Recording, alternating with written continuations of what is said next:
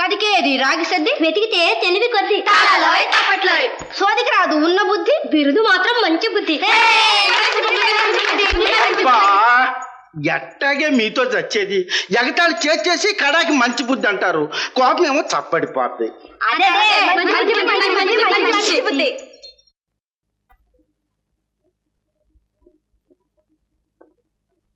హా గోపాలకృష్ణ దయచేస్తున్నారు వాళ్ళే. ఓయ్ మంచి బుద్ధి, చెప్పకుండా పెడుతున్నావు. ఎవరు పిలుచుకురమ్మన్నారు? వచ్చింది బుద్ధి వచ్చింది. అన్నయ్య గారు నారదయ్య గారు సుభద్రమ్మ గారు పెళ్లి ముచ్చట్లు ఆడుతున్నారు, తమ్ముడు గారిని తోలుకు రమ్మన్నారు.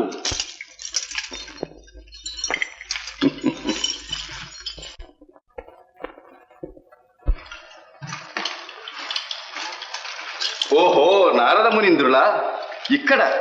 నమో నమః. నారాయణ నమో నమః. కూర్చో గోపాలకృష్ణ.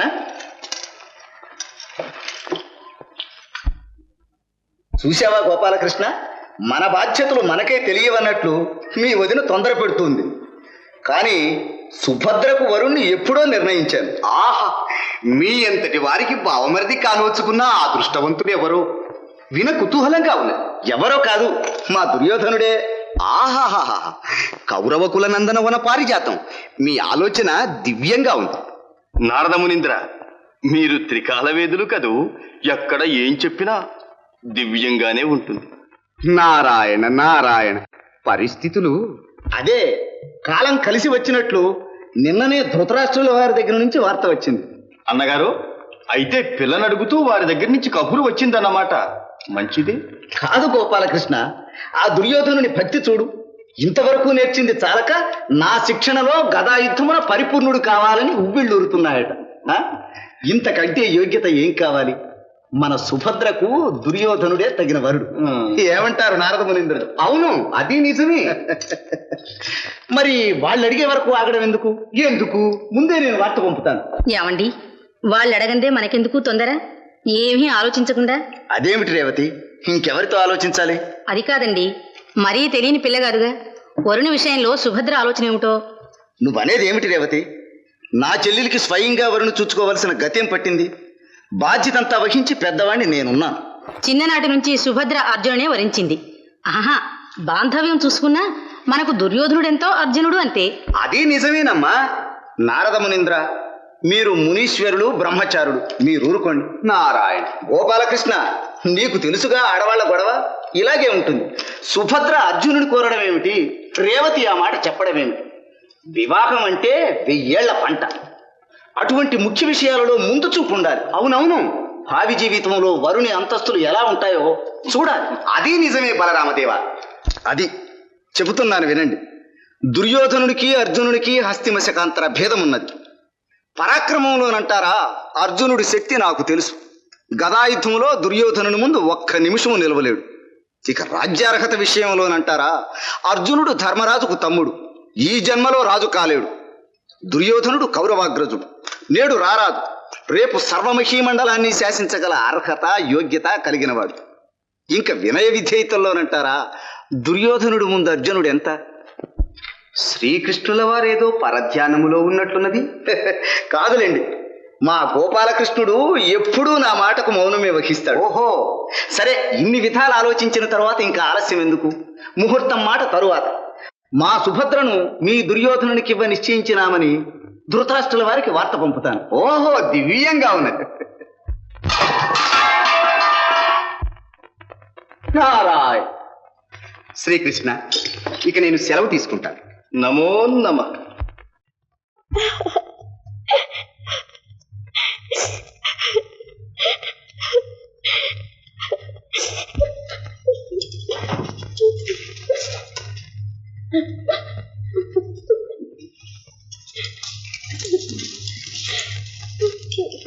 సుభద్ర, నీవు మరీ చిన్నపిల్లవైపోతున్నావు.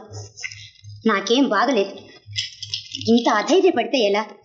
మేమింతమంది ఉంటే. ఎవరున్నారే అంటే నన్నందరూ విడిచిపెట్టేశారు. సరే, అందరూ అంటే మీ చెల్లికి మీరేగా, సముదాయించండి. సుభద్ర, సుభద్ర. అర్జునుడికి నీకు కళ్యాణం జరిపించే భారం నాది. ఇంతవరకు నీవు వీర సోదరివి మాత్రమే. రేపు వీర పత్నివని, ఆ తరువాత వీర మాతవని కీర్తిగాంచగలవు. నా మాట నమ్ము.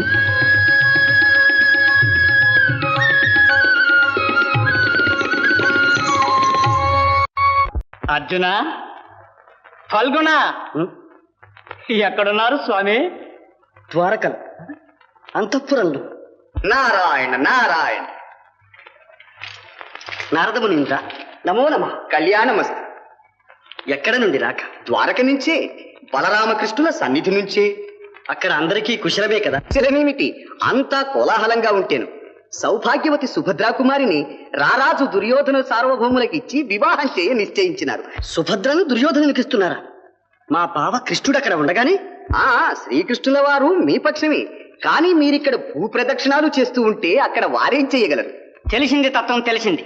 అర్జున, మనం వెంటనే ద్వారకా నగరానికి ప్రయాణం కట్టాలి. ఏమిటి తెలిసింది తత్వం? అర్జున, మీరిలా నిజరూపంతో వెడితే బలరామదేవులు వెంటనే మీకు తిరుగు ప్రయాణం కట్టిస్తారు. కావున యతి రూపంలో వెళ్ళండి. యతులంటేనే యాదవులకు వెర్రి, అందులో బలరామదేవుడు పెద్ద. ముందు మీకు అర్ఘ్యపాద్యాలిచ్చి పూజిస్తారు. ఆ తరువాత శ్రీకృష్ణుల వారు ఉండనే ఉన్నారు. ఊరకరారు మహాత్ములని మంచి ఉపాయమే చెప్పారు. శతాధిక వందనం. నారాయణ. ఈ నారాయణ మంత్ర పఠనమే తమకు తారకం. నారాయణ నారాయణ నారాయణ నారాయణ నారాయణ.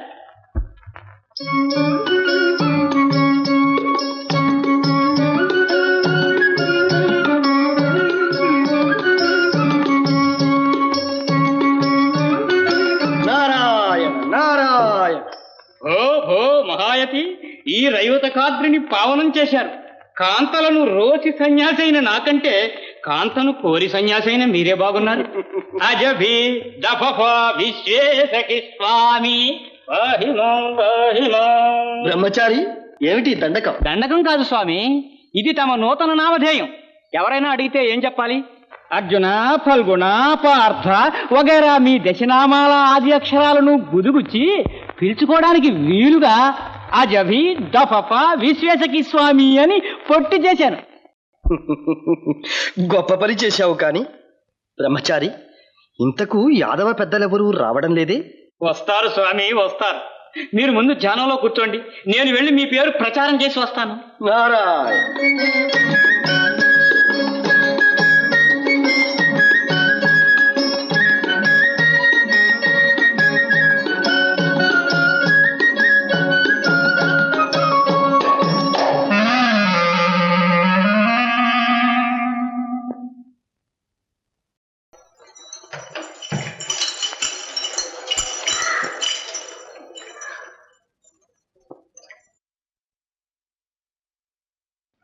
బలరామదేవా, వచ్చేసారు వచ్చేసారు. ఎవరు? ఎత్తులు. ఏ ఎత్తులురా? ఆరే గజిబిజి దబదబా సుఖ సావులోరు. ఎవరు? గజిబిజి దబదబా సుఖ సావులోరు. ఎక్కడున్నారు? కొండ మీద ఉంటారు. ఎక్కడి నుంచి వచ్చారు? కొండ మీద నుంచే వచ్చారు. అయోమయం. అర్థం కాలేదు అమ్మగారు. అయితే బుద్ధి వచ్చింది. ఆర్య తోలుకొస్తా. నమో నమః బలరామదేవ. నమో నమః. దయచేయండి. మీ రాక వల్ల మా గృహం పావనమైంది. కూర్చోండి. అనుగ్రహం. మా గురుదేవులు అజిభీతపఫ విశ్వేశకి స్వాములు వారు. అది పేరు. ఎవరు? అజిభీతపఫ విశ్వేశకి స్వాములు వారు. అది పేరు. ఎతుల పేర్లు అలాగే ఉంటాయి. స్వాముల వారు ఏ క్షేత్రం నుంచి విచ్చేసినారు? మహోన్నత హిమాచలం నుండి, అత్యున్నత గిరిశృంగం నుండి విచ్చేసి తమ రైవత కాద్రియందు విడిది చేసి ఉన్నారు. తమరు ద్వారకాపురాధీశ్వరులని మనవి చేసుకున్నాను. ధన్యులము. రేవతి, ఆ యతీశ్వరుల వారిని అఖండంగా సత్కరించి మన మందిరానికి తోడి తెస్తాను. వారి నామధేయం? అజిబిజి గబగబా. అజిభి దఫఫ విశ్వేశకి స్వాములు వారు. అర్జున, నీ భక్తికి మెచ్చిన శ్రీకృష్ణ. బావా, నీ కోరికేమిటో నాకు తెలుసు. నాకు శ్రమ కలిగించకుండా యతీశ్వరుడవై వచ్చినావు. బాగానే ఉంది, కానీ ఇక్కడ నిన్నెవరైనా గుర్తుపడితే వ్యవహారం చెడుతుంది. నా ఆజ్ఞ అయ్యే వరకు నీవు యతీశ్వరుడివి. ధ్యానంలో కూర్చో. బాబా, నీ దయ ఉన్నంత వరకు నాకే భయమూ లేదు.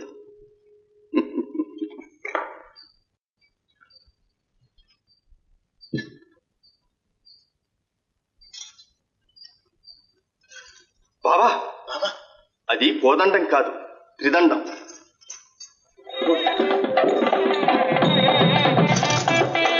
బాబా, అన్నగారు వస్తున్నారు, జాగ్రత్త.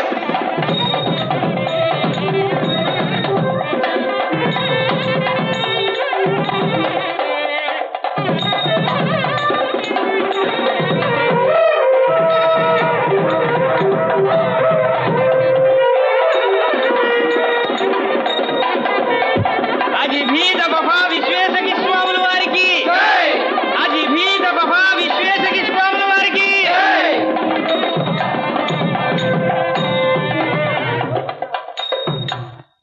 అజిభీద్ అఫఫా విశ్వేశకి స్వాముల వారికి నమో నమ. నారాయణ. మా పేరు విని శతవృద్ధులు అనుకున్నాను, కానీ అతి పిన్నలు అయినా యతీశ్వరుడు.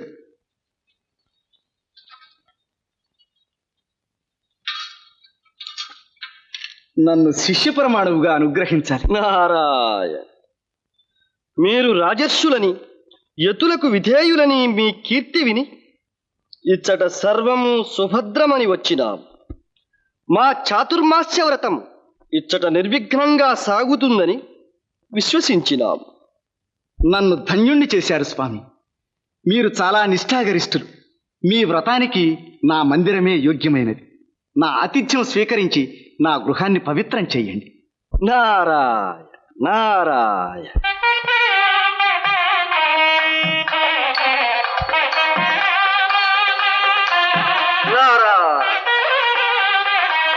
ఏదో ఆతిథ్యం అనుకుంటే చివరకు ఎంత పని చేశారు. కాదు స్వామి, పాద పూజ చేయకుండా ఎలా? ఏమైనా మీరు పెద్దలు, పైగా రాజర్షులు, మీ అంతటి వారు. అదే స్వామి, నిజంగా మీ మహిమంతా మీ వినయంలోనే ఉంది.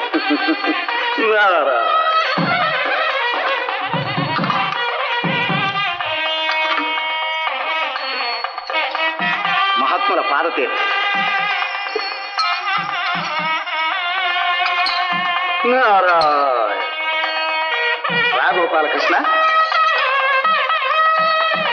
స్వాముల వారి పాదతీర్థ. నారాయణ నారాయణ. మా తమ్ముడు కూడా మీ దర్శనానికి వచ్చినాడంటే అది మీ మహిమే. నారాయణ. మా మహిమ కంటే మీ భక్తే. సుభద్ర, ఇలా రామ్మా.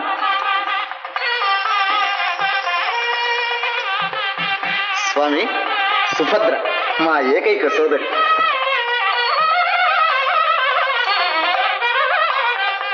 కళ్యాణం. ఈ కన్యకు మీ ఆశీర్వాదమే ఒక మంచి దారి చూపిస్తుందని నా విశ్వాసం. మీ దీక్ష పూర్తయ్యే వరకు మీ సేవ చేసుకోగలరు. నారాయణ. ఇంత సుకుమార సుందరి చేత పరిచర్యల.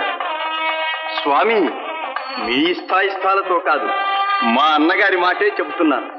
మా ఆశయం మీ వంటి నిర్వికార నిర్వికల్ప నిరామయ నిరంజనులను సేవించటమే మా చెల్లెలి సుభద్రకు శుభప్రదమని. గోపాలకృష్ణ, అన్నగారు, నీవు కూడా ఇంటి విషయాలలో ఇంత శ్రద్ధ చూపిస్తున్నావంటే ఇది స్వామివారి మహిమేనంటాను. నారాయణ. ఇక మా ధ్యానంలో మేముండవలేదు. మంచిది స్వామి.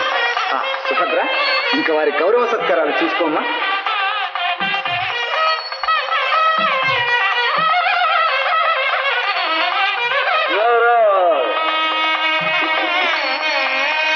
చిన్నతీసుడు గారు, మీకెవరు నన్ను చూసుకోమన్నారు. దయచేయండి దయచేయండి. నారా. అన్నగారు, అన్నగారు, స్వామి ఎదుట మీ మాటే నా మాటనే అన్నాను, కానీ అన్న తర్వాత ఒక చిన్న సందేహం. ఏమిటి? అదే ఏమీ లేదు. స్వామి వయసులో చిన్నవాడు, పైగా చక్కనివాడు. మనసు మర్మం తెలుసుకోకుండా పెళ్లిగాని పిల్లను వారి సేవలో ఉంచటం మంచిదా అని. గోపాలకృష్ణ, అన్నగారు, అలా అనుకోవడమే అపచారం. నీవు చిన్నవాడి, నీకు ఈ విషయాలు తెలియవు. యతీశ్వరులంటే యతీశ్వరులే అనుకోవాలి. చూస్తుండు, ఈ మహాత్ముని సేవలో మన సుభద్ర మంచి బుద్ధిమంతురాలవుతుంది.